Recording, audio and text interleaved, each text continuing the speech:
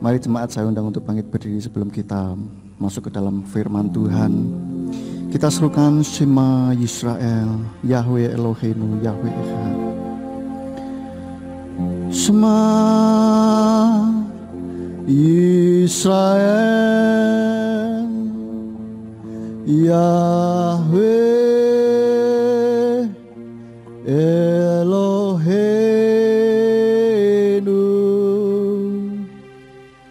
Yahweh Echad.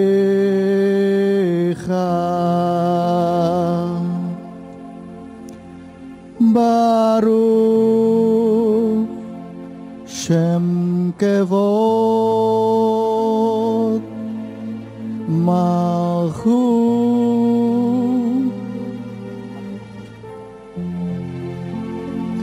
Leolam Vaed. Kita serukan sekali lagi Shema. Shema Yisrael, Yahweh Eloheinu,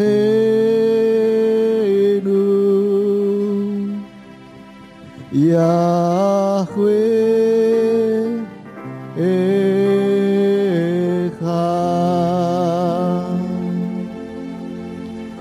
Baruch Shem Kevod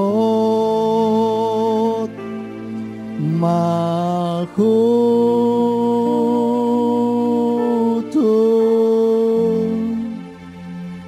Leolam Vaed. Baruch Ata Yahweh Eloheinu melech haolam. Bapa Yahweh, kami bersyukur buat kasih setiamu, buat segala yang sudah Engkau curahkan bagi kehidupan kami. Terima kasih Tuhan, Engkau sudah kembali kumpulkan kami di tempat ini untuk kami boleh kembali memuji, memuliakan nama-Mu.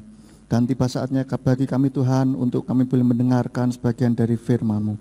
Kiranya Tuhan urapi hamba-Mu dan urapi setiap kami yang mendengarkan firman-Mu. Biarlah firman yang ditaburkan ini boleh menjadi rema bagi setiap kami. Kami boleh dikuatkan, kami boleh ditegur oleh firman-Mu sehingga kehidupan kami semakin hari semakin berkenan di hadapan-Mu ya Bapa. Dan biarlah setiap kami yang datang dengan sakit penyakit, Tuhan akan memberikan kesembuhan buat setiap kami.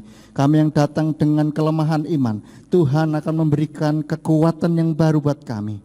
Kami yang datang dengan kebimbangan dan keputusasaan, Tuhan akan memberikan ketetapan hati dan harapan yang baru buat kami. Sehingga kami pulang tidak seperti kami datang, tapi kami pulang dengan diubahkan oleh Engkau. Kami pulang boleh dijamah oleh Engkau Tuhan. Sehingga Tuhan, hidup kami boleh menjadi hidup yang berkemenangan di dalam Engkau Bapa. Dan kami tolak segala kuasa kegelapan yang berusaha untuk mengacaukan alam pikiran kami, yang berusaha untuk mengeraskan hati kami, membuat kami tidak konsentrasi. Kami bersatu hati, kami tolak, kami usir di dalam nama Tuhan Yeshua HaMashiach. Mari Tuhan, kuasai tempat ini dan kuasai setiap kami. Dan biarlah kami, hati dan pikiran kami tujukan untuk kebenaran firman-Mu saja.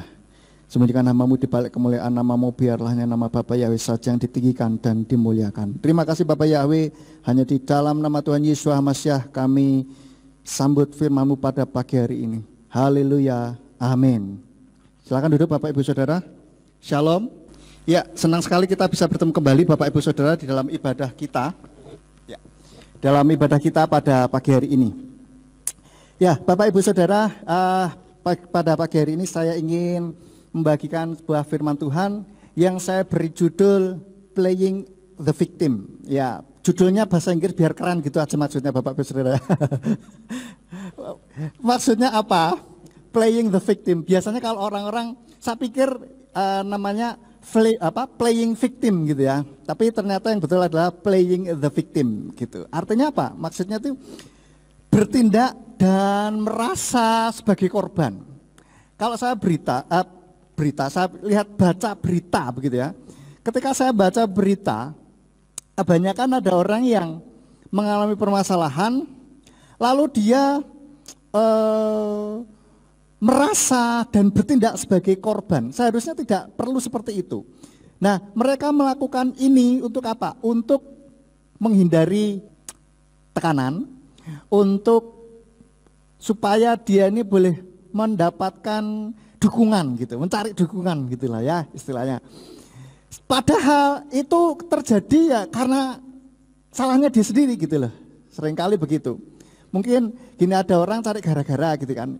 Cari gara-gara, lalu setelah itu dibales. Wah langsung, oh tolong saya dianiaya begitu loh. Padahal dia yang salah gitu loh. Mudeng maksudnya Bapak Ibu Saudara ya.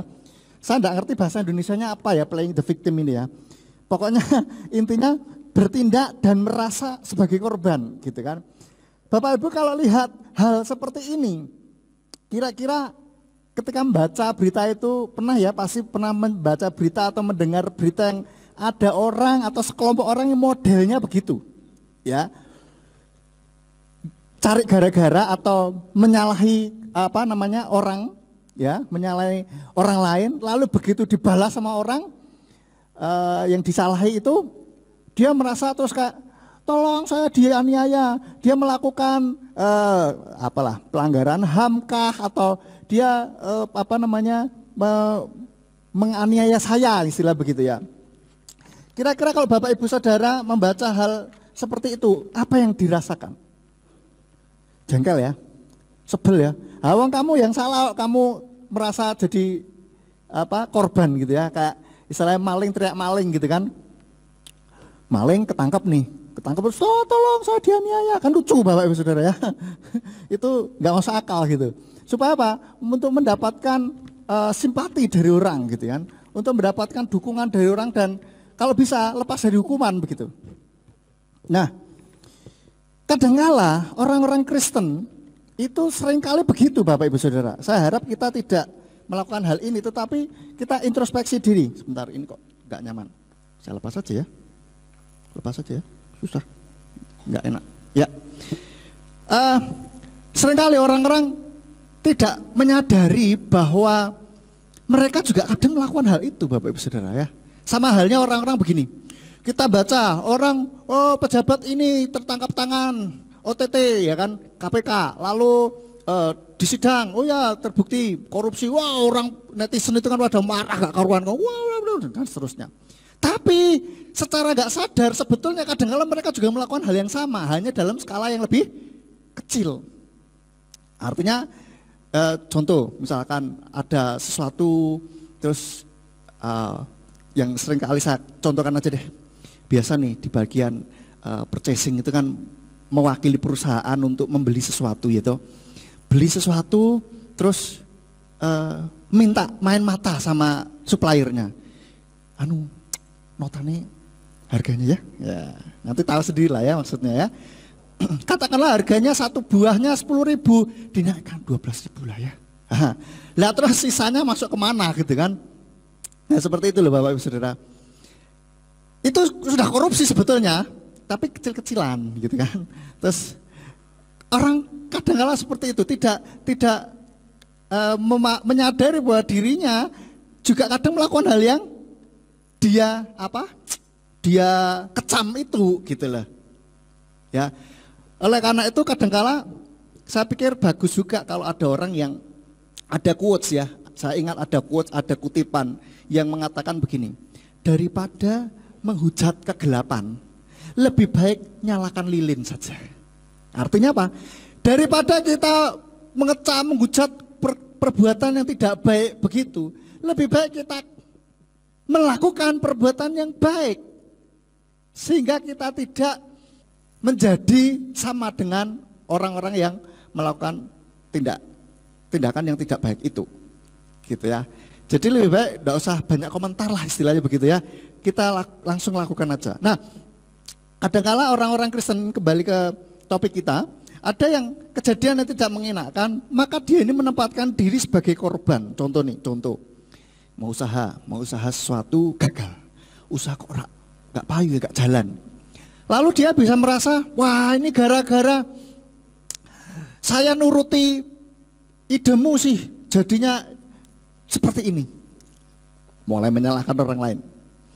Lalu dia merasa, waduh gimana ya, wes modalku hilang wes, rugi sakmene ya kan, rugi sekian, wah piye ki, piye ya kan, tidak bangkit dari kegagalan, tidak belajar dari kegagalan, tapi terus apa? Ngomel, terus berkomentar hal yang negatif atas apa yang dialami begitu loh. Ya, lalu ada lagi untuk anak sekolah bagaimana? Anak sekolah nilainya buruk ya, nilainya jelek gitu kan. Yang disalahkan apa? Oh, gurunya rasa ngajar kok. Ya kan? Kadang-kala begitu. Nilainya jelek dipikir apa dianggapnya gurunya nggak bisa ngajar. Ya memang kadang bisa saja seperti itu. Tetapi kadang sebelum menyalahkan orang lain, Mbok, cek dulu gitu loh. Kamu sudah belajar sungguh-sungguh atau belum gitu kan? Kalau enggak paham, sudah tanya apa belum gitu loh. Nah, ini yang seringkali kalau saya, istilah saya playing the victim gitu. Merasa jadi korban. Ini gara-gara itu sih. Aduh, ini saya karena ini korban keadaan gitu kan. Korban keadaan, misalkan hal yang lain. Lalu saya memang lahir di dalam keluarga yang seperti ini, ya mana gitu kan. Jadi merasa nggak berdaya dan menempatkan diri sebagai korban gitu. Sehingga membutuhkan kayak belas kasihan dari orang lain, butuh ditolong gitu. Tetapi sebetulnya jauh di dalam lubuk hatinya dia belum siap untuk ditolong. Ketika seseorang masih menempatkan diri sebagai korban, dia sebetulnya masih belum siap ditolong. Pengen ditolong cuman belum siap gitu. Saya ingat ilustrasi kalau ada orang banjir gitu kan. Banjir terus ada yang penyelamat gitu. Pakai getek. Getek ini bahasa Indonesia apa ya? Perahu kecil. Ya, perahu kecil betul ya, Pak ya? Nah, rakit ya. Atau pakai perahu sing pakai balon itu loh, ada untuk menggerakkan bisa pakai mesin ya. Lah itu terus ketika itu dia berdoa, Tuhan tolong selamatkan saya. Dia pengen ditolong. Lalu orang bilang pakai perahu itu, ayo Pak ikut. Enggak, saya sudah berdoa sama Tuhan pasti akan tolong saya. Ya enggak mau. Ya sudah, ayo tempat ini pertolongan dari Tuhan. Enggak, sudah nanti Tuhan akan tolong saya. Ya wis, lewat. Terus habis itu ada pertolongan lain lagi datang, ditolak lagi, Tuhan akan tolong saya begitu. Saudara paham maksudnya? Dia merasa sebagai korban dan dia pengen ditolong, tapi dia belum siap ditolong gitu loh. Belum siap, karena apa? Pertolongan yang datang, yang sungguh-sungguh datang, memang dipakai Tuhan bisa saja. Tapi dia tolak gitu. Berarti ada sesuatu yang nggak betul di dalam pemikiran dan hatinya dia. Nanti kita akan lihat sampai ke sana. Jangan sampai kita menjadi orang yang seperti ini. Lalu untuk anak-anak muda nih, putus cinta ya kan. Putus cinta, wah gara-gara ada pelakor nih gitu kan. Atau gara-gara dia godain terus sih. Ya. Atau gara-gara pokoknya mulai menyalahkan orang lain, menyalahkan keadaan. Dan yang lain-lain, dia tanpa introspeksi diri dulu. Kalah bertanding, lomba nih misalkan, lomba. Wah ya ini gara-gara, ya ini karena tidak mengakui kehebatan lawan, tetapi ya karena ini tadi wasitnya kurang adil, ya kan, dan yang lainnya. Lalu ada lagi, kalau misalkan di dalam rumah tangga ribut terus ya kan, tidak introspeksi diri, menyalahkan apa? Keadaan. Gara-gara ini sih, wah pekerjaan jadi terbengkalai ya kan, pemasukan menurun, rumah tangga jadi ribut. Ini gara-gara corona soalnya sih. Kondisinya seperti ini jadi, wah itu mulai menyalahkan keadaan orang lain dan seterusnya. Tapi bukan berarti kita ini ya tidak boleh kalau ada sesuatu hal yang buruk, kita misalkan merasa sedih, nggak boleh sedih kayak gitu langsung, bukan begitu. Tapi yang tidak boleh adalah mental playing the victim ini loh, merasa dan bertindak sebagai korban keadaan, korban orang lain, korban apalah ya, macam-macam. Nah, playing the victim ini tidak sama dengan rela berkorban. Kalau rela berkorban itu kan memang dia, oke, enggak apa-apa, saya akan enggak ikut tes promosi untuk pekerjaan supaya apa? Demi keluarga saya tetap baik, misalkan seperti itu. Karena apa? Kalau saya ikut tes promosi mungkin bisa saja ikut masuk gitu kan. Lalu kalau sudah itu diutus di luar kota, misalkan, akan jarang sekali ketemu, misalkan tuh 3 bulan sekali baru bisa balik atau misalkan seperti itu ya. Jadi istri dan anak-anak pun mungkin tidak setuju, akhirnya ya sudah, baik, saya tidak akan ambil itu demi keluarga. Itu rela berkorban, bukan playing the victim. Maksudnya paham saudara? Sudah nangkep ya maksudnya ya, playing the victim ini ya. Nah, kalau rela berkorban ini demi kepentingan orang lain atau ada sesuatu tujuan yang lebih besar dari dirinya. Artinya dia melakukan hal ini bukan untuk kepentingan dirinya, tetapi untuk kepentingan orang lain dan kepentingan yang lebih besar. Nah, kita lihat di dalam Alkitab contoh orang yang playing the victim. Ya, kita buka di dalam Bilangan pasal yang ke-14 ayat yang 1 sampai yang ketiga. Bilangan 14 ayat 1 sampai 3 sudah ketemu semua? Oke.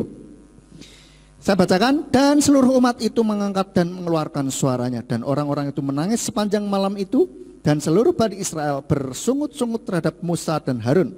Dan seluruh umat itu berkata kepada mereka, seandainya saja kita mati di tanah Mesir, atau seandainya saja kita mati di padang gurun ini, lalu mengapa Yahweh membawa kami ke negeri ini untuk mati oleh pedang? Istri dan anak-anak kami akan menjadi barang rampasan. Tidakkah lebih baik bagi kami untuk kembali ke Mesir? Ya, ini orang bangsa Israel, kalau saudara perhatikan, berkali-kali melakukan hal ini, ngomongnya hal yang sama. Kembali ke Mesir gitu kan. Lalu mengapa Tuhan membawa kami keluar dari Mesir untuk mati di padang gurun gitu kan. Ini kan pikirannya piye yo? Pikirannya sangat jelek sekali gitu terhadap Bapak Yahweh gitu. Wong sudah dijanjikan untuk masuk ke tanah Kanaan, begitu kena masalah sedikit di padang gurun, terus mending kita mati aja di sana gitu kan. Kenapa kita harus keluar dari sini gitu kan? Lalu nanti istri dan anak-anak kami mati oleh pedang, menjadi barang rampasan, dan seterusnya dan seterusnya. Merasa jadi korban keadaan gitu kan. Secara nggak langsung dia kan menyalahkan Bapak Yahweh begitu kan. Kenapa Tuhan engkau izinkan ini terjadi? Ya kan, seperti itu. Ini merasa sebagai korban dan bertindak sebagai korban. Ya. Kita lihat ciri-cirinya ya. Ciri-cirinya orang playing the victim ini adalah kalau ada masalah selalu menyalahkan pihak luar. Selalu. Nggak introspeksi diri dulu, tapi nyalahno pihak luar dulu, gara-gara kamu, gara-gara ini, gara-gara akhirnya nanti gara-gara Tuhan gitu. Misalkan kita ke gereja, datang ke gereja, percaya Bapak Yahweh, wah gara-gara saya percaya Bapak Yahweh sih, terus akhirnya teman-teman saya lalu mengucilkan saya, lalu orang tua saya jadi nggak baik sama saya, lalu apalagi teman-teman saya jadi tidak mau berteman sama saya, apalagi terus mereka selalu tidak mau ngomong sama saya karena ngomongnya mesti Yahweh terus gitu kan. Ya seperti itu. Dan saya dianggap sesat gitu kan. Terus kita merasa, aduh gimana ya. Ya seperti itu. Kalau ini bukan karena kesalahan kita sebetulnya, itu contohnya. Tapi kalau contohnya ada karena kesalahan kita, contoh dah nilainya jelek, ya kita nilainya jelek, nyalahno guru nih sih. Guru nih so ngajar kok. Ya. Guru nggak bisa ngajar, lalu memang pelajarannya sulit kok. Ya, memang ada hal-hal tertentu yang bukan bidang kita, sehingga kita belajar itu perlu ekstra lebih daripada yang lain. Nah, kadang-kala itu kita tidak introspeksi. Oh ya, kenapa ya saya nilainya jelek ya? Oh karena belajarnya kurang. Bisa saja karena waktu diterangkan tidak paham, tidak nanya, kan biasanya gitu. Seringkali kan zamannya saya tidak tahu kalau zaman sekarang ya, anak-anak zaman sekarang apakah masih sama? Ada pertanyaan? Enggak ada, begitu kan? Tidak tahu. Anak-anak zaman sekarang masih begitu enggak Bu? Sama ya? Oh masih sama berarti. Oke, ada pertanyaan nggak ada? Meneng tolah gitu kan. Kalau nggak ada yang tanya, nanti Bu Guru yang tanya. Langsung ini semua. Berdoa jangan saya. Itu. Lalu kita usaha kok gagal. Oh ya gara-gara pesaing banyak ini itulah. Kita nggak introspeksi. Oh mungkin karena saya kurang promosi kah, saya kurang ini kah gitu kan. Terus misalkan naik tes untuk kenaikan jabatan gitu, kalah, tidak dipilih oleh perusahaan. Lah ya wong dia aja mesti bisa aja menjilat sama atasan, lobby ngono. Udah mulai pikirannya nggak karuan, terus nyalahno sisan gitu, nyalahno orang lain, tidak merasa iya kenapa saya ini ya tidak bisa berhasil ya, kan begitu harusnya kan, harusnya introspeksi diri dulu, ya kan. Terus biasanya ciri-ciri orang playing the victim adalah tidak bertanggung jawab atas apa yang terjadi dalam hidupnya.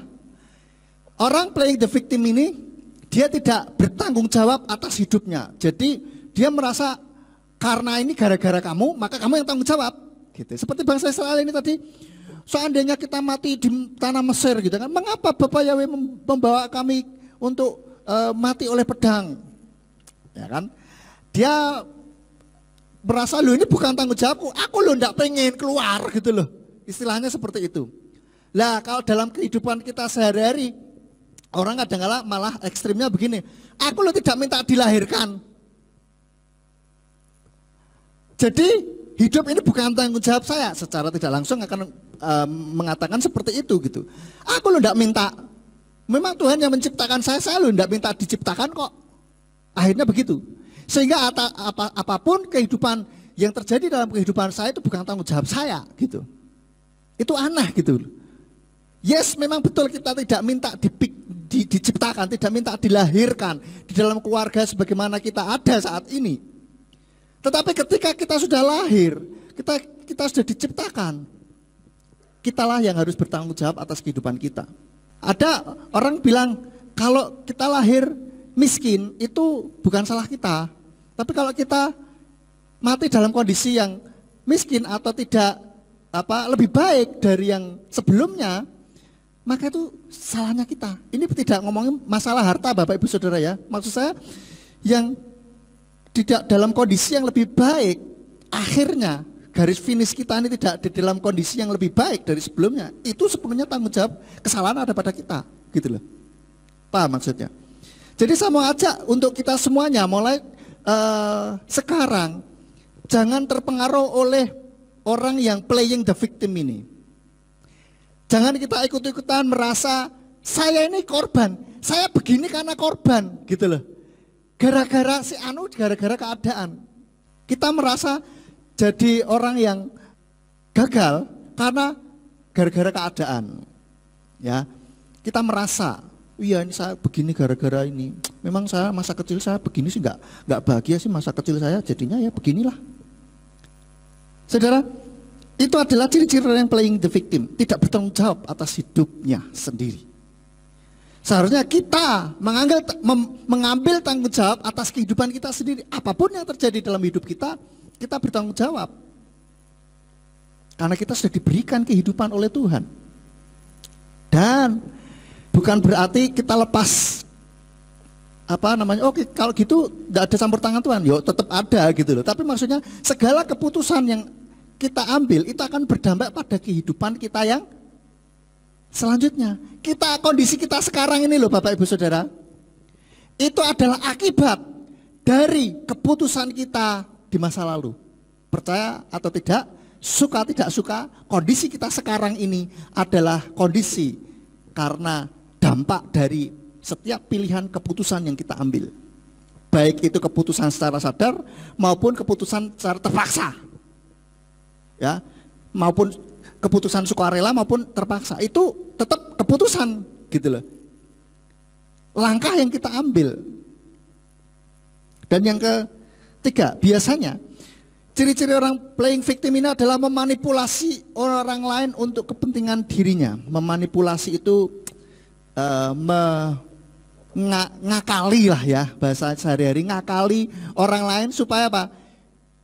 Dia dapat keuntungan. Nah, kalau bangsa Israel ini tadi ngomongnya memelas gitu ya. Ngomongnya, kenapa ini sekarang? Kenapa Bapak Yahweh membawa kami ke negeri ini untuk mati oleh pedang, istri dan anak-anak kami akan menjadi barang rampasan, ya kan? Tidakkah lebih baik bagi kami untuk kembali ke Mesir? Harapannya supaya Musa sama Harun, oh iya mesakno yo. Wah, kamu ini memang bangsa yang aduh kasihan deh gitu kan. Terus gimana gitu lah, apa yang harus dilakukan gitu kan? Pikirnya mungkin ya Tuhan terus langsung membuat kondisinya enak seketika celing gitu kan. Bisa saja. Ya kan? Itu jadi memanipulasi orang lain untuk kepentingan dirinya. Supaya dirinya tidak mengalami kejadian yang tidak enak ini gitu kan. Supaya dirinya segera lepas dari kondisi yang tidak enak ini. Supaya dirinya tidak merasakan hal-hal yang tidak enak ini. Mungkin kalau dalam proses supaya tidak mengalami proses dan kelar dan bar gitu, biar segera selesai lah gitu loh. Dan pastinya selalu merasa menjadi korban. Orang-orang playing the victim itu seperti itu Bapak Ibu Saudara. Nah, akibatnya apa kalau orang-orang yang seperti ini? Akhirnya orang yang playing the victim ini tidak akan punya kekuatan untuk mengatasi masalah dalam hidupnya. Usaha gak berhasil ya kan, terus wah iya gara-gara ini sih. Akhirnya di dalam dirinya tidak ada kekuatan untuk melawan, untuk membuat bagaimana kondisi ini menjadi lebih baik gitu loh. Harapan dia pengennya itu adalah mbok yao langsung enak gitu loh. Ibarat kalau kupu-kupu ini di kepompong, dia pengen segera langsung digunting kepompong lubangnya ya kan, langsung teling jadi kupu-kupu yang bagus gitu loh. Lalu satu hal lagi, dia merasa akhirnya jadi mengasihani diri sendiri, ya kan? Kalau kita terus mulai mengeluh, merasa jadi korban, kita kan terus akhirnya merasa mengasihani diri sendiri. Beda dengan mengasihi diri sendiri. Tolong bedakan mengasihi diri sendiri dengan mengasihani diri sendiri. Ya, mengasihani itu adalah mengasihani diri sendiri itu kan, oh iya sana ya aku ki, waduh memang orang memang tidak beruntung hidupnya, wah dari kecil penderitaan terus ya. Akhirnya kayak orang ya itulah mengasihani diri sendiri, sakno yo kamu ya mesake yo, ya ampun, aduh terus piye yo gitu loh. Tapi kalau mengasihi diri sendiri itu beda.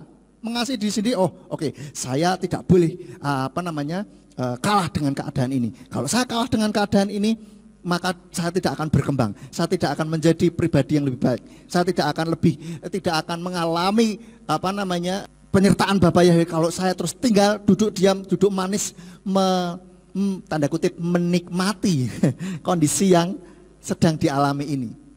Ya, saya nggak tahu ada masalah apa yang dalam diri Bapak Ibu Saudara. Kita semua pasti punya masalah. Tetapi saya mau katakan bahwa jangan playing the victim. Semua orang punya masalah. Saya pun punya masalah. Semua orang punya selama dia hidup. Ya, punya masalah. Maka jangan terus merasa jadi korban. Ya, kondisi apapun yang saudara alami, yang saudara saat ini rasakan, itu adalah dari keputusan yang saudara ambil di waktu-waktu sebelumnya. Saudara bisa ada di tempat ini karena saudara mengambil keputusan untuk bangun, mandi, siap-siap datang ke gereja. Betul ya? Dan kondisi apapun yang ini kondisi secara fisik, kalau kondisi di dalam jiwa kita itu juga demikian Bapak Ibu Saudara. Hasil dari keputusan yang kita ambil. Nah, ini ada contoh yang nyata yang beberapa waktu lalu saya baca. Akhir-akhir ini peningkatan kekerasan terhadap warga Asia di Amerika ini mulai naik ya. Peningkatan kekerasan terhadap warga Asia. Jadi ada warga Asia, wajah-wajah Asia kan kelihatan ya, wajah Asia dengan wajah bule kan beda Bapak Ibu. Wajah Asia apalagi model sipit-sipit gitu, ini masih dari China gitu kan. Nggak salah, nggak ngapa-ngapain, terus dicari gara-gara, entah dipukul kah. Kalau kemarin saya lihat itu ada nenek-nenek warga mana? Vietnam Vietnam ya. Warga Vietnam udah oma-oma gitu. Usia berapa? Mungkin ya 60-70-an BE. Itu enggak nyalain orang, tahu-tahu orang bule ini mukulin dia gitu kan, lucu gitu. Gara-garanya mereka berpikir gini, ini gara-gara orang Asia menularkan virus corona gitu loh. Mereka pikir seperti ini gara-gara orang Asia, kurang ajar nih orang Asia. Terus akhirnya semua orang Asia di apa ya? Di apa ya namanya? Dikerjain, dicacati gitu loh. Jadi hati-hati nih saudara ya, pergi ke Amerika sudah ini kita tidak salah wajah Asia kan kita nih. Nanti pukulin lah. Karena nganggapnya begitu. Jadi mereka tidak bertanggung jawab atas virus corona yang sudah terjadi melanda di dalam negaranya gitu. Ya memang yang membawa mungkin ya, saya tidak ngerti, mungkin katakanlah benar, katakanlah dari Asia. Tapi ketika mereka itu sudah merebak, mewabah, ya sudah kita tidak perlu nyalah, kita berpikir bagaimana menanggulangi virus ini kan begitu. Apakah dengan menyalahkan orang lain, dengan menyalahkan orang Asia itu, dengan memukuli orang Asia itu, maka COVID akan menurun? Kan tidak, gitu loh. Jadi suatu perbuatan yang sia-sia sebetulnya. Nah, sama halnya seperti nenek moyang kita, kakek moyang kita, bukan nenek itu kan perempuan ya, kakek moyang kita. Di dalam Kejadian 3 ayat 12, mari kita lihat di dalam Kejadian 3 ayat 12, dikatakan manusia itu menjawab, wanita yang engkau tempatkan bersamaku, dialah yang telah memberikan kepadaku dari pohon itu dan aku memakannya. Jadi ketika ditanya Tuhan, loh kenapa kamu makan buah itu? Siapa yang memberitahu kalau kamu itu telanjang begitu?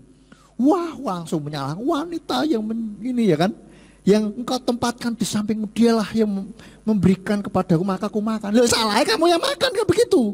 Lah nek tahu ini buah yang terlarang dikasih ojo gelem dipangan kan begitu harusnya.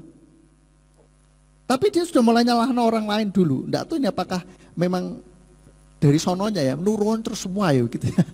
Saya nggak ngerti. Nah, itu. Jadi tidak bertanggung jawab atas apa yang terjadi dalam dirinya gitu. Seharusnya yang baik kan oke, ya Tuhan saya makan buah itu gitu kan. Saya harusnya memang tidak makan kan begitu harusnya. Bertanggung jawab oke, ini karena salah saya gitu. Bukan terus gara-gara wanita itu ngasih aku terus akhirnya aku makan. Lah ya kan kamu yang makan gitu kan, harusnya kan tidak. Sudah tahu kan begitu. Baik, nomor 4. Akibat dari playing the victim adalah biasanya akhirnya akan selalu menuntut hak tanpa melakukan kewajiban dengan baik. Merasa ya karena playing the victim maka dia pikir begini, harusnya saya ini naik gaji nih, sudah berapa tahun saya di sini begitu kan. Harusnya naik gaji, oke, setiap tahun naik gaji, tetapi harusnya naiknya tidak minimal seperti ini. Saya harusnya lebih lagi karena saya sudah lama dan ya biasanya andalannya saya sudah lama begitu. Kalau orang playing the victim, kalau orang dengan kualitas yang bagus, dia tidak akan ngomong begitu. Dia akan ngerti, wah saya memang punya kapasitas yang bagus, yang memang layak untuk naik gaji lebih daripada hal ini, gitu. Selalu minta naik gaji terus setiap tahun, tapi kerjanya nggak bagus.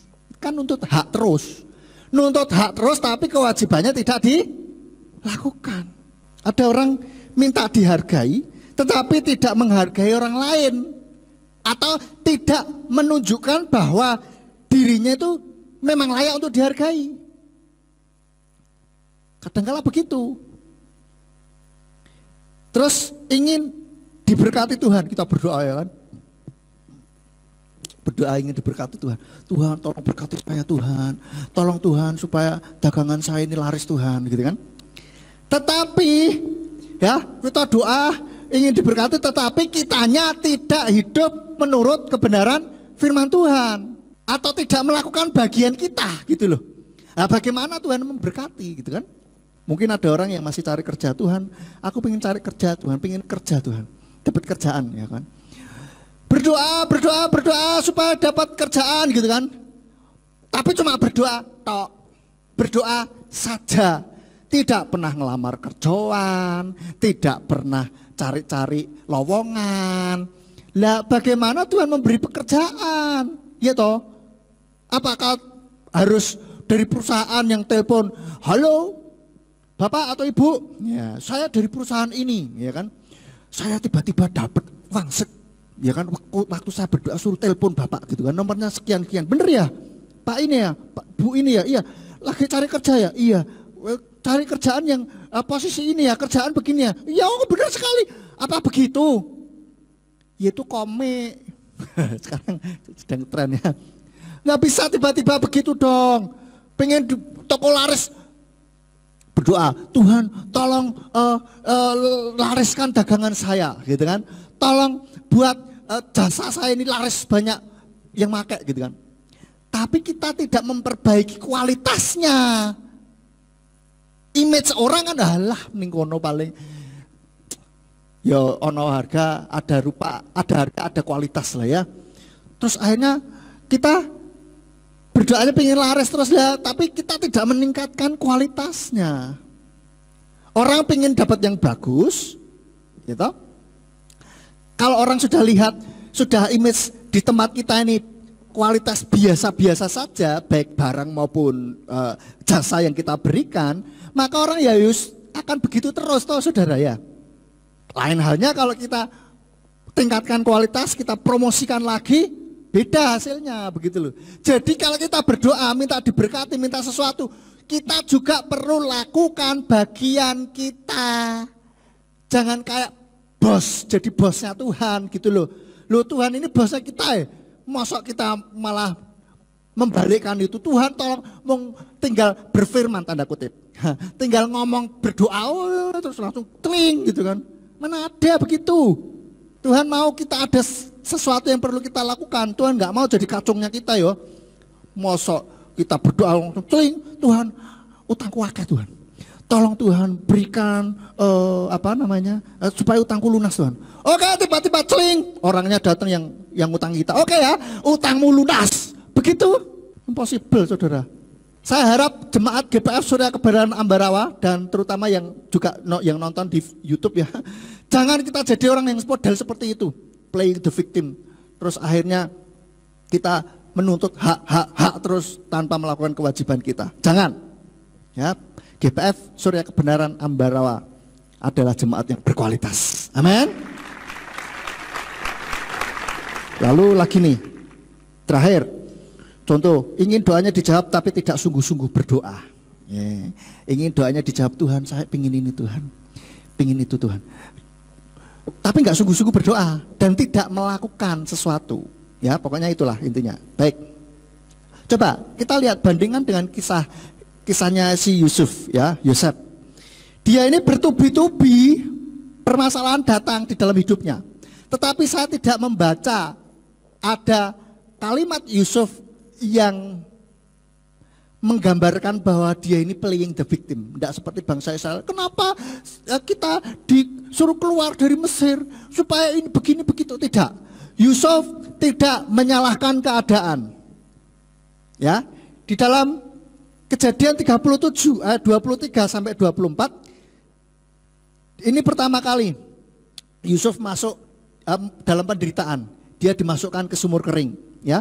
Kejadian 37 ayat 23 sampai 24 dikatakan, dan terjadilah ketika Yosef sampai kepada saudara-saudaranya, maka mereka melucuti jubah Yosef, jubah panjang yang dikenakannya. Lalu mereka menyeretnya dan melemparkannya ke dalam sumur. Adapun sumur itu kosong, tidak ada air di dalamnya. Oke, masuk dalam sumur, ya kan? Dia salah apa? Enggak salah apa-apa. Lalu selanjutnya dijual ke Mesir. Sudah masuk ke sumur kering, terus habis itu dijual jadi budak. Ya, di dalam Kejadian 37 ayat 28, enggak usah dibaca. Lalu yang selanjutnya difitnah, sudah jadi budak, terus sudah kerja baik-baik, difitnah pisan. Sehingga dijebloskan ke dalam penjara.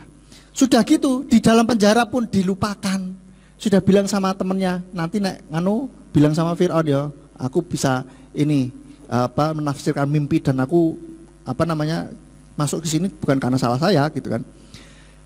Meskipun itu kisah kalau kita baca di kitab Yaser ini karena Yosef mengandalkan manusia ya, tolong ya ingat supaya aku lepas ini. Itu lain konteks. Saya mau ngomong bahwa Yosef di dalam setiap penderitaan kehidupannya, dia tidak pernah sekalipun ngomong Gara-gara bapakku ini nyuruh aku nganterin makanan. Sudah ngerti kakak-kakakku lo gak seneng ambek aku. Malah aku yang diangkut disuruh ke sana. Ya terus aku gak dikerjain sih. Gitu. Tidak seperti itu. Lalu oke, katakanlah dia sudah di sumur. Dia tidak menyesali. Waduh, kenapa yo? Ini mengasihani diri sendiri. Kenapa ya saya mau ya kemarin itu ya? Waduh, ngerti yang ngono ya, aku ndak usah ke tempat kakak aku, wah suruhan orang aja gitu kan? Kan bapakku lah kaya raya sih, suruh hambaku aja suruh nganteri makanannya kan begitu. Dia tidak mengatakan sepatah kata pun mengasihani diri sendiri. Terus difitnah dan dijebloskan ke penjara. Dia juga tidak playing the victim ini gara-gara Tante Pot ini, gara-gara kurang ajar nih kan Tante Pot ini. Dia yang mau sama aku, malah aku yang difitnah. Kurang ajar memang. Tidak ada yang seperti itu. Tetapi justru yang dilakukan oleh Yosef adalah dalam Kejadian 50 ayat 20 di sana katakan, adapun kamu telah mereka-rekakan yang jahat terhadap aku, tetapi Elohim telah merekakan itu untuk kebaikan dalam rangka melakukan seperti hari ini, yaitu demi memelihara suatu bangsa yang besar. Pola pikir Yusuf berbeda. Dalam menghadapi setiap permasalahan di dalam kehidupannya beda. Nah, kita mau belajar dari Yosef ini Bapak Ibu Saudara. Bagaimana supaya kita tidak playing the victim. Bagaimana supaya kita tidak kecenderungannya itu merasa jadi korban terus gitu kan. Korban keadaan, korban keluarga, korban teman-teman, korban apalah, korban mungkin kondisi COVID juga ya. Oke, yang pertama, miliki pikiran yang benar. Supaya kita tidak cenderung untuk menganggap playing the victim, menganggap diri dan merasa diri sebagai korban terus.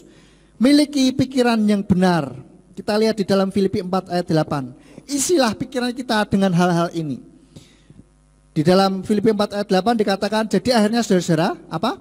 Semua yang benar, semua yang mulia, semua yang adil, semua yang manis, sedap didengar, patut dipuji, sekiranya ada kebajikan dan sekiranya yang disebut pujian, sekiranya ada suatu pujian, pikirkanlah hal-hal itu, Bapak Ibu Saudara.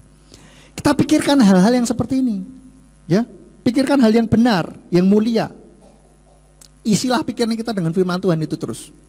Jangan terus diisi dengan apa? Sinetron, dengan isi apa? Gosip, ya kan? Ngisinya itu terus, saudara. Maka akhirnya kita akan berpikirnya seperti yang kita tontonin itu, gitu kan? Yang saya dengar, saya tidak pernah nonton sekarang sudahan. Yang saya dengar, tidak tahu apakah sekarang juga masih ya sinetron. Dulu itu rebutan harta, tahta dan pria biasanya, ya kan, pelakor lah ya. Terus habis itu nanti ada istri yang dizolimi, nangis gak karu-karuan, ya kan, sabarnya minta ampun gitu kan. Itu apa? Mengasihani diri sendiri. Ya begitulah, mengiba-iba, minta belas kasihan. Tetapi bukan berarti kita tidak boleh menangis. Boleh, fine, boleh, silahkan nangis gitu kan. Kalau ada kejadian yang menimpa kita sedih, mau nangis silahkan. Justru kalau tidak dikeluarkan itu jadi penyakit, ya. Ada rasa ini silahkan, tetapi jangan terus berlarut-larut. Mengasihani diri sendiri terus akhirnya, ya. Kenapa keadaan yang seperti ini, ya kan? Yang seringkali juga, kenapa Tuhan? Aku mengalami hal ini Tuhan, ya kan? Itu playing the victim. Nah, isilah pikiran kita dengan firman Tuhan dan sadari bahwa hidup kita ini adalah tanggung jawab kita, ya. Hidup kita ini adalah tanggung jawab kita. Kita belajar itu menjadi dewasa gitu. Bahwa hidup kita ini adalah tanggung jawab kita. Ini karena saya gitu kan. Saya yang harus bisa mengubah keadaan kondisi kehidupan saya. Kita kalau tidak melakukan sesuatu untuk mengubah kondisi keadaan kita, bagaimana Tuhan mau mengubahnya? Ya, Tuhan tidak mau, oke, celing, berubah. Celing. Cara kerja Tuhan saya perhatikan kok tidak model seperti itu. Meskipun mungkin ada hal tertentu, misalkan yang kita baca di kitab suci, sembuh, celing, bisa. Tapi umumnya Tuhan bekerja dengan cara yang melibatkan kita juga. Oleh karena itu Bapak Ibu Saudara, mulai sekarang yuk kita mulai ambil tanggung jawab. atas kehidupan kita. Jangan lagi kita merasa korban keadaan. Kalau kita masih merasa korban keadaan, korban orang lain, bahkan korban Tuhan, mungkin ini gara-gara saya terima Bapak Yahweh nih, jadinya saya jadi mungkin dipecat dari pekerjaan, atau mungkin karena saya akhirnya dikucilkan orang begitu ya. Terus ya memang karena kita akhirnya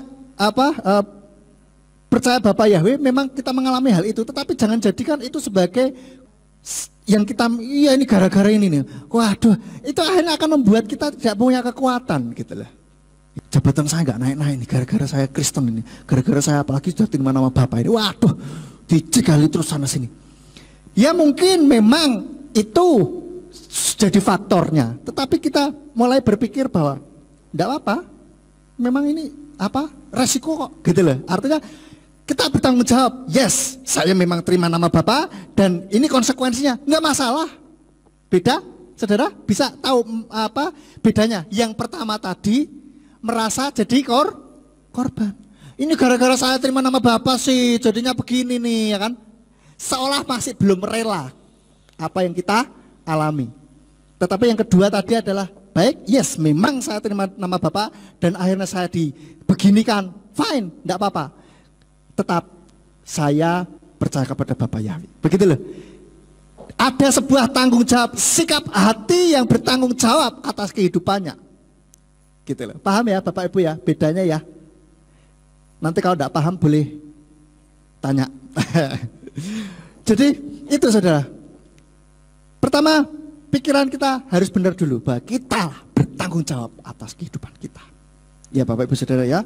Yang kedua, miliki sikap hati yang benar. Di dalam Roma 8 ayat 28 dikatakan, Roma 8 ayat 28, dan kita mengetahui bahwa segala sesuatu bekerja bersama-sama untuk kebaikan bagi mereka yang mengasihi Elohim, yaitu bagi mereka yang terpanggil sesuai dengan rencananya. Miliki sikap hati yang benar. Artinya apa? Tetaplah berprasangka baik pada Tuhan, ya kan? Tidak nyalahno Tuhan. Hati kita ini tetap baik sama Tuhan, gitu loh, ya. Kita percaya bahwa segala sesuatu yang terjadi di dalam kehidupan kita ini atas seizin Tuhan. Mendatangkan untuk apa? Untuk mendatangkan kebaikan bagi setiap kita. Kita mengalami penderitaan karena nama Bapa, itu merupakan sebagai hal yang mendatangkan kebaikan bagi kita. Untuk apa? Membuat kita, iman kita semakin kuat, ya kan? Dan keluarga kami, Bapak Gembala seringkali menceritakan karena nama Bapak Yahweh, akhirnya apa? Dipecat, keluar dari rumah malam-malam. Memang betul, saya ingat waktu itu malam-malam saya ikut kukut-kukut dan sampai tengah malam, gitu kan? Saya juga bingung itu Sabi ini tidur di mana, gitu kan? Gitu. Itu memang kami alami dan diteror segala macam. Yes, kami alami itu. Tetapi itu kita tidak terus berpikir, wah ini gara-gara ini, terus akhirnya begini ya sudah. Ini, waduh ini gara-gara nama Yahweh ini, gara-gara ini. Enggak, kita mengambil, oke, yes, memang orang memperlakukan kami karena nama Bapak sayanya begini. Tetapi kami bertanggung jawab, ya, kami akan tetap mempercayai Bapak Yahweh. Enggak apa-apa, ini konsekuensi pilihan saya gitu loh. Bukan lagi terus gara-gara ini, gara-gara ini. Kita akan berpikir, yes, ini konsekuensi yang harus dialami. Waktu itu saya ingat betul Bapak Gembala bilang sama saya gini, dulu kan cita-cita saya memang mau jadi pendeta, tanya begini. Dengan pengalaman Dedi kita yang seperti ini, masih mau jadi pendeta? Katanya. Saya bilang ya, kalau memang panggilan jadi pendeta ya siap-siap saja gitu kan. Tapi bukan minta terus supaya mengalami hal seperti ini, enggak ya. Tapi maksudnya kalaupun hal yang buruk terjadi harus siap gitu loh, siap mental gitu loh. Ini kita juga berpikir bahwa oke, Tuhan izinkan hal ini terjadi supaya ada sesuatu di balik hal ini. Ya, mendatangkan kebaikan bagi kita. Bayangkan kalau dari dulu Bapak Gembala terus akhirnya kita merasa jadi korban terus ya kan. Tidak ada kekuatan untuk bangkit dari permasalahan ini gitu loh. Dan akhirnya keputusan yang seperti apa sekarang ini ada, kita mungkin tidak akan ada, tidak berkumpul di tempat ini Bapak Ibu Saudara ya. Gitu loh. Maka kita yuk ketika mengalami satu hal, permasalahan, miliki sikap hati bahwa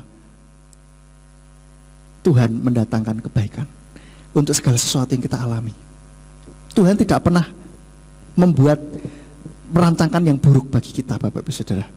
Mungkin saat ini kita tidak tahu apa yang Tuhan rancangkan buat kehidupan kita. Kebaikan apa yang Tuhan rancangan buat kehidupan kita. Mungkin kita gelap, wong ini kok baik. Dah, percaya saja hatinya Tuhan. Amin Bapak Ibu. Yang penting ini kalau kita lihat Roma 8 ayat 8 ini bola di tangan kita. Bola di tangan kita ibaratnya gitu ya. Tergantung kita. Diperhatikan gini. Kita mengetahui bahwa segala sesuatu bekerja bersama-sama untuk kebaikan bagi mereka yang mengasihi Elohim, yaitu bagi mereka yang terpanggil sesuai dengan rencananya. Loh ya, kalau itu semuanya mendatangkan kebaikan bagi mereka yang mengasihi Elohim. Sekarang tinggal bagaimana hati kita, apakah kita mengasihi Elohim atau tidak, kan begitu. Berarti bola di tangan kita. Ketika mengalami permasalahan, yuk kita cek diri kita, apakah kita tetap mengasihi Tuhan atau tidak. Kalau tidak, ya memang sewajarnya terus kita jadi playing the victim terus dan merasa ini satu hal yang buruk gitu. Ya, tetaplah berprasangka baik sama Tuhan. Tuhan ini tidak pernah merancangkan yang buruk buat kita, Bapak Ibu Saudara. Loh, tapi nyatanya, loh, kalau begitu sama halnya seperti kami waktu mengalami tahun 2001 yang lalu itu sudah memberitakan nama Bapa, mempertahankan nama Bapa, lah kok malah dianiaya begini. Nyatanya, wah, bisa saja begitu. Tetapi kami memilih untuk mengambil sikap hati bahwa Tuhan pasti baik. Ya, ini diizinkan, memang proses gitu.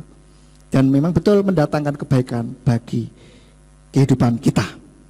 Berprasangka baik pada Tuhan, jangan pernah menyalahkan Tuhan. Hati-hati saudara ya. Oke, yang ketiga, memiliki iman yang benar. Di dalam Yeremia 29 ayat 11 dikatakan, sebab aku mengetahui rancangan-rancangan yang aku rancangkan atas kamu, firman Bapa Yahweh, rancangan-rancangan damai sejahtera dan bukan kejahatan, untuk memberikan kepadamu masa depan dan harapan. Iman ini berbicara masalah kepercayaan kita kepada Bapa Yahweh. Oleh karena itu percaya Bapa Yahweh bahwa rencananya selalu baik buat kita. Tidak pernah merancangkan rancangan kecelakaan itu. Kalau kita sedang mengalami yang tidak baik, itu adalah proses. Dan kita perlu cek diri kita, apakah kita melanggar firman Tuhan atau tidak. Kalau kita tidak melanggar firman Tuhan, jalani saja. Jalani dengan penuh tanggung jawab. Gitu loh. Ya saudara, tadi ada sedikit perbedaan toh. Kalau tadi ya ini, gara-gara itu. Tetapi yang kedua, sikap hati kita, ya ini adalah keputusan saya tetap mengikut Bapa Yahweh. Mengalami permasalahan ini, ya itu sudah konsekuensi. Sudah siap. Beda ya Bapak Ibu Saudara ya. Sikap hatinya itu sudah beda gitu. Dan ketika kita mempunyai iman kepada Bapa Yahweh, Bapa Yahweh pasti punya rencana yang indah. Cepat atau lambat, itu pun akan terjadi atas kehidupan kita. Kita mungkin saat ini sedang mengalami pergumulan, sedang mengalami sesuatu hal yang tidak enak bagi kita. Jangan mundur, jangan playing the victim. Ya, jangan merasa jadi korban dan jangan menempatkan diri sebagai korban. Tetaplah kuat, jadilah kuat. Ya, yang terakhir, yang keempat. Ini yang seringkali kalau saya boleh kasih istilah terapi bersyukur ya. Biar keren sedikit lah ya. Kalau saya ngomong perbanyak bersyukur ya kan. Ini kan wah kayaknya piye gitu. Tapi terapi bersyukur kayaknya wah ini satu hal yang bisa kita lakukan. Kadang-kadang orang kan begitu saudara ya. Namanya berbeda, barangnya sama padahal ya kan. Itu punya ini efek yang berbeda. Perbanyaklah bersyukur saudara. Kita lakukan terapi terhadap diri sendiri, terapi bersyukur ya. Di dalam 1 Tesalonika 5 ayat 18 dikatakan mengucap syukurlah dalam segala hal karena inilah kehendak Elohim dalam Hamasyah Yeshua bagi kamu. Saudara, Perbanyaklah bersyukur karena ucapan syukur ini menyenangkan Bapa Yahweh. Ketika kita mengalami hal yang tidak enak, ucapkan syukur. Tuhan terima kasih, haleluya. Kenapa kok haleluya? Pokoknya haleluya. Itu ada dalam proses, tidak apa-apa. Haleluya Tuhan, saya boleh mengalami hal ini. Supaya apa? Ketika saya selesai mengalami proses ini, maka saya bisa membantu orang-orang lain yang juga mengalami proses yang sama. Betul? Oleh karena itu latihan bersyukur, saudara. Ini perlu latihan sungguhan. Kalau tidak sering dilatih, kita bingung. Syukurin apa maneh yo. Ya, nanti kalau saya tidak bisa mempraktekkan hal ini di sini karena waktunya pasti akan sangat panjang sekali. Prakteknya gini, ayo coba sebutkan hal-hal yang bisa disyukuri saat ini dari depan sampai belakang. Ya, itu apa namanya? Tidak boleh ada yang sama. Tolong diingat-ingat ucapan syukurnya yang sudah diucapkan apa? Satu saja. Wah, tidak boleh yang sama. Nanti dengerin. Kalau ada yang mengucapkan hal yang sama, sama sampai aku itu, ganti. Harus ada satu yang berbeda. Saudara, ada banyak hal yang bisa kita syukuri dalam kehidupan kita. Meskipun rasanya mungkin saat ini kita mengalami hal yang tidak enak. Banyak hal. Ya, banyak hal. Oke, saya contohkan saja ketika sakit, ucapkanlah syukur.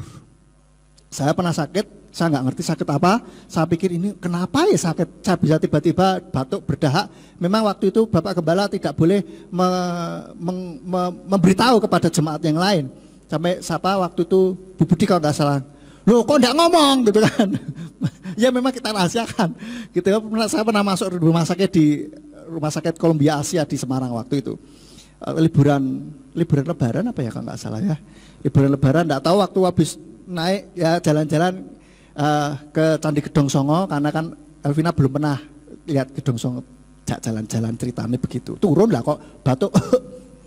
Saya kayak ada dahaknya begitu, saya keluarkan, cuy gitu. Loh, kok hitam apa merah gitu kan? Saya coba lagi, loh, lah kok terus gitu kan? Saya waduh, kenapa ini? Saya sempat down pada waktu itu. Aduh aku sakit apa gitu ya, saya bingung gitu kan, kok gini ya, apa bikin susah keluarga gitu kan saya pikir. Tapi saya tidak mau menanyakan Tuhan kenapa hal ini terjadi pada saya. Sanomen toh yo kamu kok sakit ya gitu kan. Enggak, saya tidak mau, saya cukup mengucap syukur. Saya waktu itu berdoa, Tuhan saya mengucap syukur buat apa yang saya alami saat ini Tuhan. Saya nggak ngerti sakit apa saya, dan akhirnya itu berlanjut sampai beberapa bulan, sampai harus diobati dan divonis TBC. Dan untung saya second opinion di dokter di Surabaya, bilang wah ini belum bisa dikatakan TBC, pemeriksaanmu hasil labmu belum lengkap kok sudah ngomong TBC. Lah ya aku kadung tuku obatnya, suruh minum obatnya. Ya apa? TBC harus minum obat 6 bulan berturut-turut, tidak boleh bolong. Lah piye ini dokter, mau tak lanjutkan apa enggak? Ya wes piye ya, aku enggak berani ngomong untuk di stop juga karena kita belum tahu, tesmu harus lengkap gitu kan. Kalau ya tesmu lengkap itu bukan TBC, kamu stop aman. Tapi ternyata TBC beneran kan harus ngulang lagi dari nol tuh. Jadi misalkan sudah minum obat sudah 10 hari katakanlah, bolong 1 hari, itu ngulang dari nol lagi tuh, itu saudara obatnya itu. Wah itu repot. Piye yo? Tapi di sisi lain, nek diminum terus obat TBC itu keras gitu, bisa ngantem hati kalau enggak hati-hati, ngantem lever gitu. Piye yo, kita bingung terus ya, piye lah makan obatnya lah. Terus sambil tunggu tes. Ternyata dites, bukan karena TBC, alago. Obat sudah terlanjur dibeli ya, terus apa ya, piye mana? Ya begitulah. Akhirnya saya bingung, bahkan sampai dibawa ke Penang gitu kan. Dokter, saya mengalami diagnosa dokter yang ngawur ya baru kali itu, saudara. Ya terus akhirnya saya sempat down, secara manusia betul. Saya ingat waktu itu di rumah sakit, saya nangis sama istri saya, yang nangis saya maksudnya, istri saya nggak nangis. Kenapa ya? Saya kenapa kok gini ya? Apa sakit apa ya? Aku ya belum bikin senang kamu kan gitu kan. Sudah masih nganten anyar toh saudara. Sudah sakit, kamu harus ngerawat, kamu harus masuk kerja sebetulnya. Itu sudah harus izin kerja. Padahal cutinya juga sudah habis gitu kan. Cuti saya juga sudah habis gitu kan. Gimana ya? Ya, singkat cerita, saya paksa diri saya untuk bersyukur Tuhan. Saya bersyukur untuk hal ini. Saya tahu rencana Tuhan pasti baik buat saya. Nggak enak, yes, nggak enak. Saya mengalami hal ini nggak enak, tetapi saya yakin bahwa rencana Tuhan itu baik buat saya. Saya bersyukur Tuhan buat sakit ini. Saya bersyukur buat keluarga yang perhatian sama saya. Saya bersyukur buat segala sesuatunya yang sudah saya alami saat ini. Saya bersyukur masih tetap hidup gitu. Dan ketika di CT scan berapa kali, 2 kali, puji Tuhan tidak ada kanker atau tumor atau apa begitu. Itulah Bapak Ibu Saudara, memang berat, yes, saya akui pada waktu itu nggak enak kok, bersyukur piye. Oke, tapi saya ucapkan syukur Tuhan, saya bersyukur saya masih hidup, saya bersyukur saya ada masih dapat penanganan rumah sakit, saya bersyukur untuk ini, untuk itu, untuk ini, untuk itu. Saya ucapkan semua saudara. Mari kita ketika mengalami hal apapun, baik senang maupun tidak senang, ucapkanlah syukur senantiasa Bapak Ibu Saudara ya. Seringkali untuk kita melatih bersyukur kita bisa ngomong begini. Ketika ini, Tuhan terima kasih, bangun tidur, terima kasih. Ucapan syukur Tuhan, haleluya, terima kasih Tuhan. Makan, terima kasih Tuhan. Makan kok ini, makanannya kok tidak enak ya. Tuhan terima kasih dapat makanan. Kan begitu. Pokoknya ucapkanlah syukur senantiasa Bapak Ibu Saudara. Ingat, yuk sekarang ngomong sama diri sendiri ya. Ngomong sama diri sendiri ya.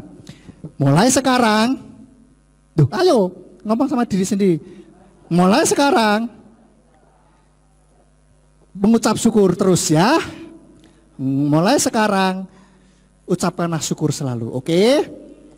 Oke. Mau? Mau. Amin. Nah begitu Bapak Ibu Saudara. Ingat, percaya saja. Pasti nanti begitu saudara begini nanti akan ingat, bersyukur. Bersyukur. Selalu saja, ucapkanlah syukur terus. Saya ya gitu, nyetir di mobil gitu, macet, Tuhan terima kasih. Loh macet kok terima kasih ya, bisa santai atau perjalanan begitu. Pokoknya ucapkanlah syukur senantiasa, apapun yang bisa kita syukuri, syukuri saja. Dan itu akan membawa dampak ke dalam tubuh dan jiwa kita. Dan yang paling disukai adalah ini, para kaum wanita, yaitu apa? Membuat wajah awet muda. Tidak perlu pakai anti aging Bapak Ibu Saudara. Amin. Beneran Saudara. Ya, oke, berhenti. Kalau yang biasanya yang suka playing the victim ini adalah orang yang biasa melo-melo begitu ya. Kenapa ya aku begini? Oke, stop sekarang. Ucapkanlah syukur senantiasa dan miliki pikiran yang benar, iman yang benar dan sikap hati yang benar terhadap Tuhan. Sehingga kehidupan kita akan menjadi kehidupan yang berkemenangan. Amin. Terakhir, apapun yang sedang saudara hadapi saat ini, kuatkan dan teguhkanlah hatimu, lakukanlah firman Tuhan, maka saudara akan memandang masalah dengan cara yang berbeda dan akan memperoleh hasil yang berbeda juga. Ya, amin buat firman Tuhan. Lakukan kebenaran firman Tuhan ini untuk menjadi berkat bagi kita semuanya. Amin, mari kita tundukkan kepala.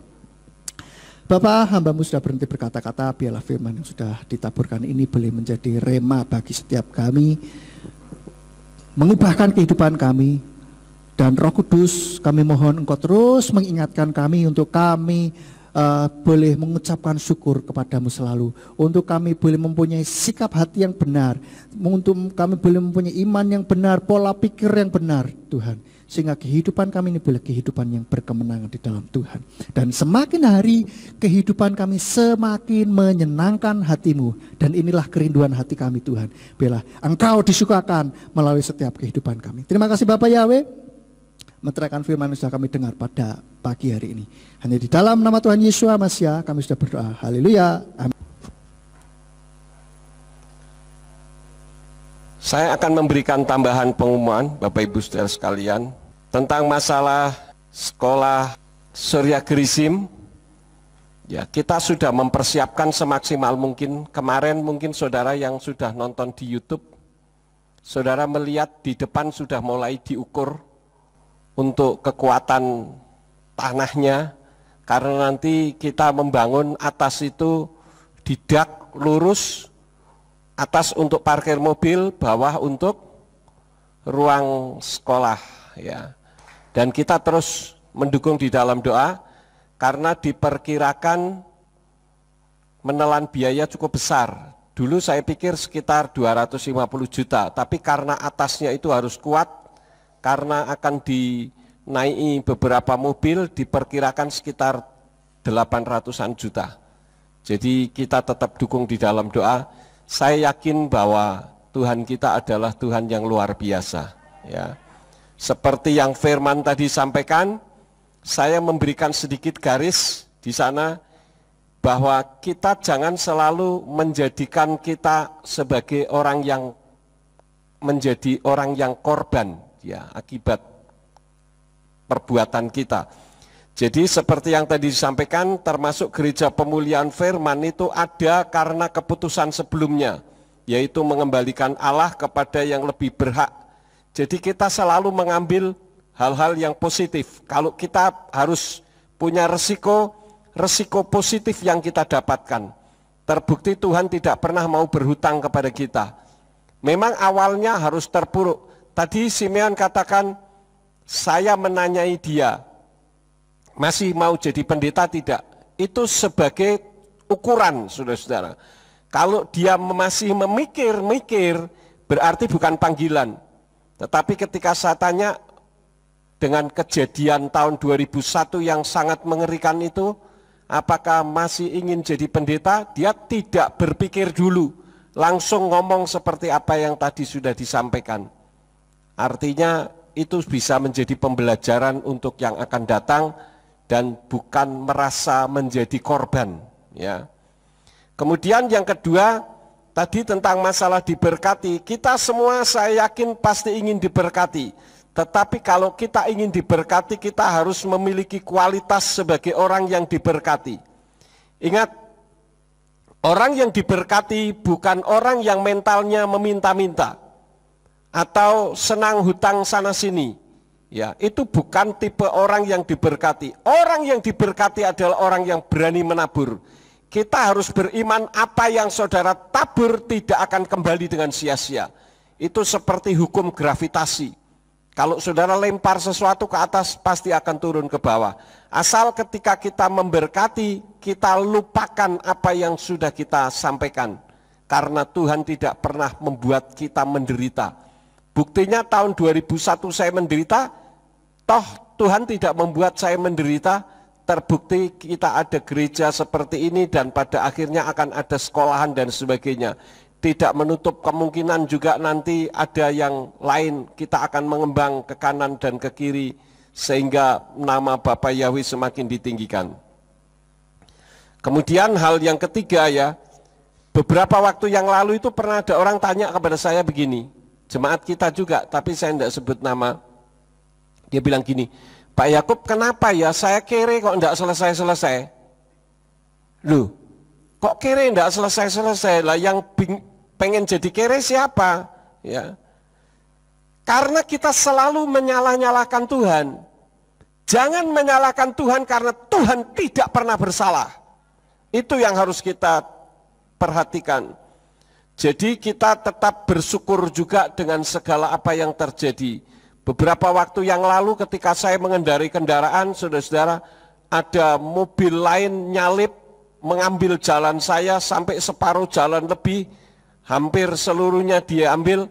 Saya mengendarai ketika kaca spion kena, kaca samping pecah berantakan. Saya tetap bersyukur dan kejadian itu tidak membuat saya emosi. Kalau saudara kan tahu sifat saya ini orangnya keras dan saya tidak pernah takut apapun. Saya bisa saja waktu itu langsung saya belok, saya kejar orangnya sampai kemanapun pasti kena kalau saya kejar. Tetapi saya tidak mengejar, saya bersyukur. Bersyukurnya apa? Ya puji Bapak Yahweh yang hancur kacanya, bukan orangnya. Kan gitu. Ya, jadi kita selalu ambil hal yang positif. Saya yakin, seyakin-yakinnya semua kita ingin diberkati dalam tanda petik, dalam masalah materi. Betul enggak saudara-saudara? Nah kalau saudara ingin diberkati, maka kita harus memberkati.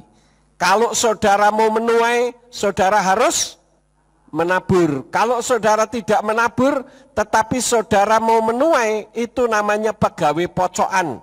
Yang jelas kalau kita menabur dengan sukacita, dengan kerelaan hati, saudara bisa buktikan Tuhan tidak pernah membiarkan saudara. Ya. Tuhan tidak pernah membiarkan.